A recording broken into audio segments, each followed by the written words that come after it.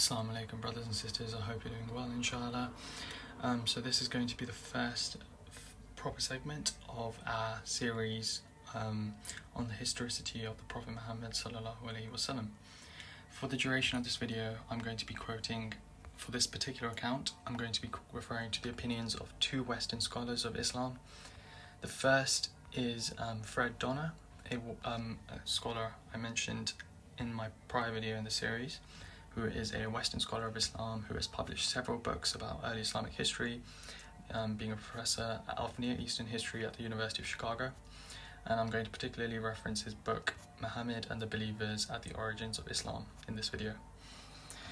I'm also going to refer to Robert G. Hoyland, a historian specializing in the medieval history of the Middle East.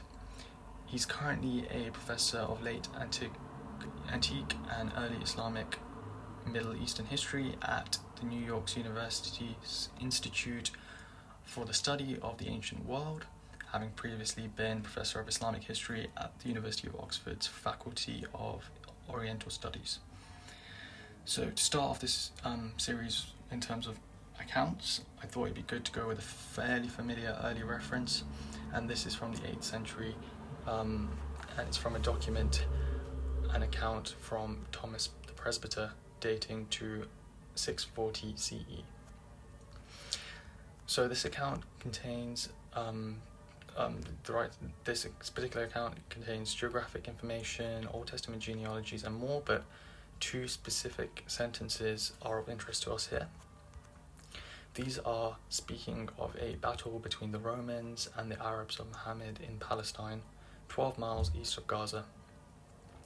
And this battle is thought by some scholars to be the Battle of Dathin, which took place in 634 CE, waged between the Rashidun Caliphate and the Byzantine Empire.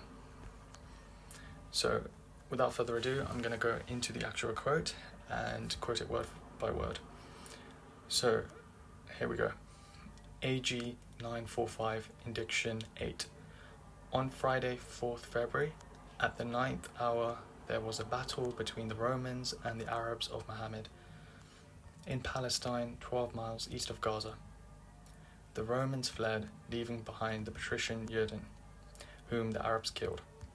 Some 4,000 poor villagers of Palestine were killed there, Christians, Jews, and Samaritans. The Arabs ravaged the whole region. AG 947, Indiction 9. The Arabs invaded the whole of Syria and went down to Persia and conquered it. The Arabs climbed mountain of Mardin and killed many monks therein, Kedar and Benethar. There died the blessed man Simon, doorkeeper of Kedar, brother of Thomas the priest. End quote. So it's the first day of 945, that's of interest here, and that correlates, when you take it out of the calendar that this was contextualized in, it correlates with the date 634 CE and 12 AH, which is of great importance as it provides the first explicit reference to Muhammad sallallahu alaihi wasallam in a non-Muslim source. The account is usually identified with the Battle of Dathin, and according to Robert G. Hoyland, on page 120 of his book Seeing Islam as Others Saw It, a survey and evaluation of Christian, Jewish, and Zoroastrian writings on early Islam, which is the title of his book. He has quoted I'm going to quote the following from his book. It's precise about this particular account. Okay, here we go. Start of quote. Its precise dating inspires confidence that it ultimately derives from first-hand knowledge. End quote. So this means that the time period between the death of Muhammad sallallahu alaihi wasallam, which is June 632 CE, and the earliest mention of him, which is 4th February 634 CE, is slightly over a year and a half. And you don't get this with any other major historical religious figure, that having such a close account from an individual that is outside that faith about that particular religious figure. And just to highlight the significance of this, and I'm going to quote Fred Donner here on this particular account by Thomas the Presbyter and his writings, So Fred Donner has the following to say, I'm going to quote him now.